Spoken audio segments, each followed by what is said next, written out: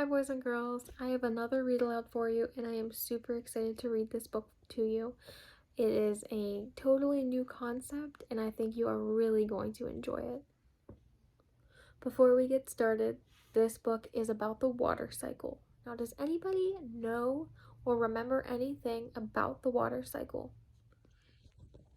Awesome job. It was great to hear all of your opinions and your facts about the water cycle. Some of you really know what you're talking about. Now, for those of you who are a little unsure still, no worries. We will be learning about it just in a few minutes. Now, before we get started with our read aloud, let's do a picture walk. The Rhythm of the Rain by Graham Baker Smith.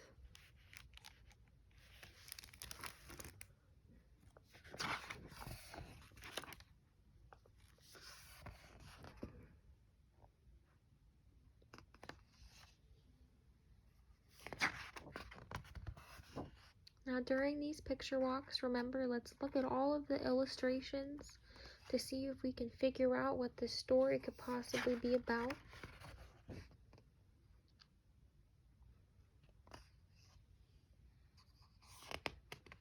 Now in this particular story, make sure we pay attention to the backgrounds and the scenic views of these illustrations.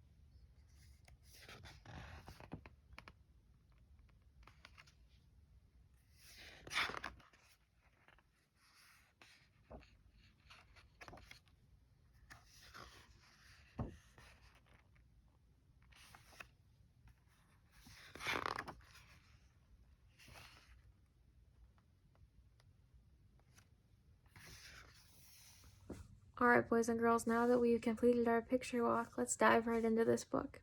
Let's go. The Rhythm of the Rain by Graham Baker Smith. Isaac plays in his favorite pool on the mountainside.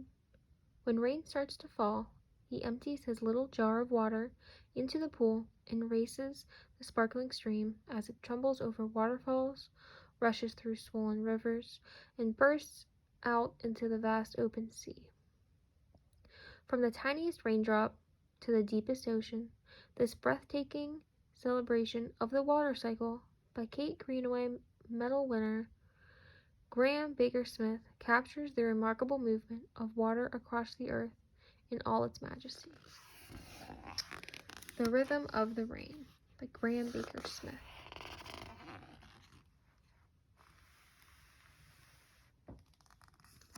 Isaac was playing in his favorite pool on the side of the mountain. He felt spots of rain on his cheek and looked up. The clouds above him were turning dark.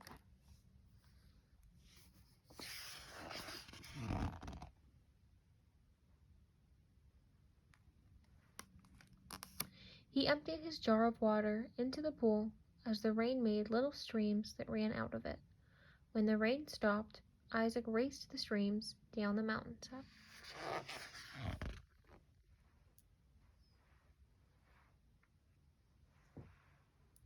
He followed them to the river that ran past his home and then plunged down a waterfall. Somewhere in all that trembling is the water from my little jar, Isaac thought. Now there are 2 vocabulary words on this page. Can anyone think of words that they heard that they are unfamiliar with? If you thought the word plunge is the first vocabulary word, you would be correct. Let's find out what plunged means. Plunge means something that fell, dove, or dropped dramatically. Now, in this text, what plunge? Now, if you said the water from Isaac's little jar plunged down the stream, you would be correct. All right, boys and girls, now I want you to help me find the next vocab word. It's on the same page. Let's go. Let's reread what we know. He followed them to the river that ran past his home, and then he plunged down a waterfall. So our first vocabulary word is plunged. So our second vocab word has to be something else. Somewhere in all of that, tumbling is the water from my little jar, Isaac thought. The next vocab word is tumbling. Okay, so what does tumbling mean? Do any of you have any ideas? Tumbling in this text does not mean the tumbling that some of you do in gymnastics. Tumbling means something that falls, trips, or lets loose in a clumsy way. So what tumbled in this text?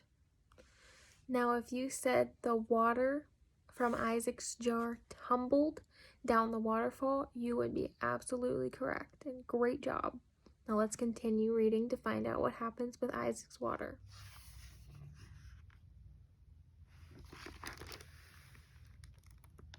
As the river went on, it got deeper and wider. Creatures came out of the woods to drink and to wash.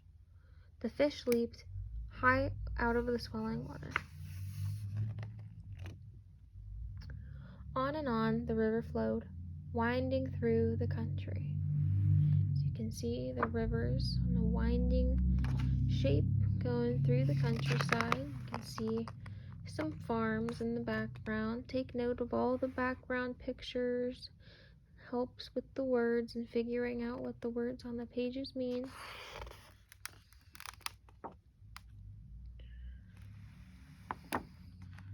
And winding through the city, and everywhere it went, people and creatures found a use for it.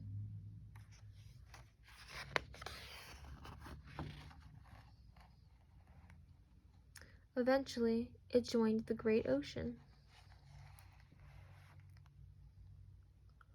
Where is the water from my jar now? Isaac wondered. The ocean is home to many creatures. A great whale opens its huge mouth to feed and swallow some of the water from Isaac's pool.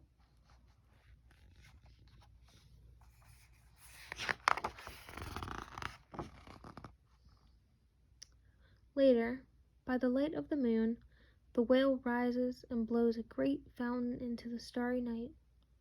The water falls like rain back into the sea. It flows with the currents that run like rivers, deep, deep down where the sun's light never shines. All right, boys and girls, we paused, so you know what that means. We got one more vocab word. Let's figure out what it means. Let's review the page to see if we can find out what the vocab word is and see if there's any context clues in there that can help us figure out what it means. It flows with the currents that run like rivers, deep, deep down where the sun's light never shines. Okay, so our vocab word is currents. It flows with the currents that run like rivers. So we are talking about the ocean. Do we know what the word current could mean?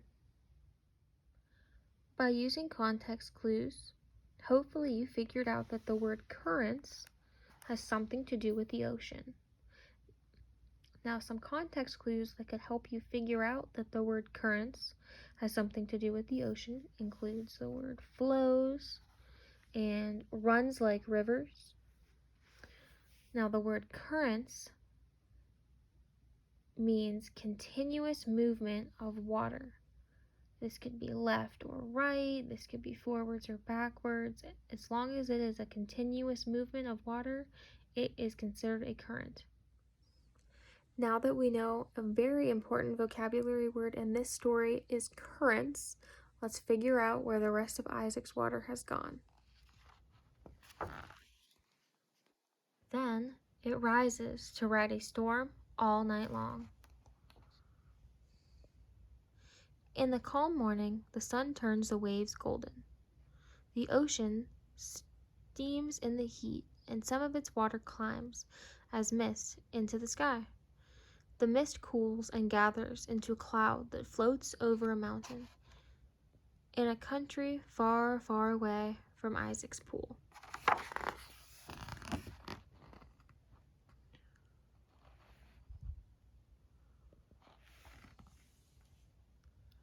The clouds release their gift of water.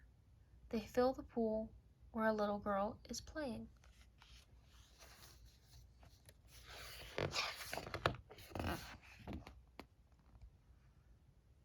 Down the mountain, the river runs.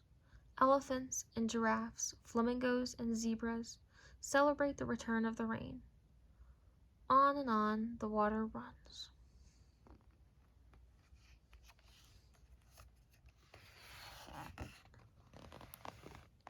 Back to the sea.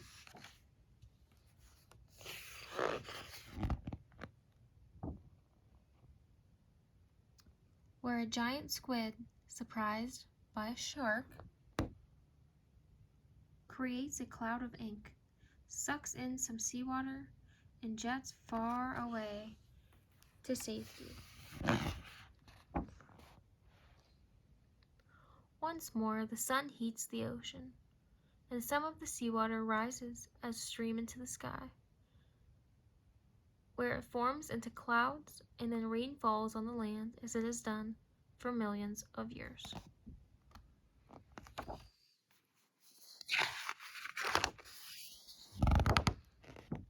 There's Isaac. Then, thirsty flowers draw the wandering water into themselves, waving like bright flags around the pool where Isaac plays.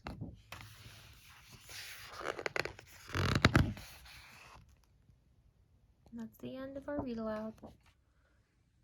Okay, ladies and gentlemen, so what have we learned about water and how water travels from this book? Any ideas? Wow, you guys are very smart. Good job. Yes, water does start in one spot and can end up completely across the world in a totally different spot. Very good job. Now, what else did we learn? Amazing job, guys. Yes, water does take multiple different shapes and sizes, and water supplies multiple different areas. The same water. What examples from this book did you see that water benefited people, or helped things? You guys are too good. Yes, the water helped supply the village, and the water helped the construction site. And yeah, the water did help the animals because they were extremely excited to have the rainfall. All right, so now the water cycle. Why is it important? Please let me know. The water cycle is important because me and you and all of our friends and family, we need it to survive. And so do plants, and so do all of the animals. Now let's look at a graph that'll help us understand this water cycle just a little bit more. Are you ready? Okay, so we can see this picture. We see a storm cloud, a mountain, a stream, the ocean, some normal clouds, and the sun. So, the sun heats up the water from the ocean, right here, and brings all of that moisture up into the white clouds. Now, so those white clouds fill up so much with water that they turn gray. Those gray clouds then release rain onto the streams of the mountain, which can go straight down back into the ocean. And then the sun comes back out the next day, heats the ocean water up, and it goes straight up back into the white clouds. And the white clouds fill up again with so much more water that they turn gray. And it rains back on the stream and flows right back down the mountain and back into the ocean. And that, boys and girls, is how the water cycle works. I hope you learned something about the water cycle, and I hope you had a really good time today. And I will see you soon. Bye.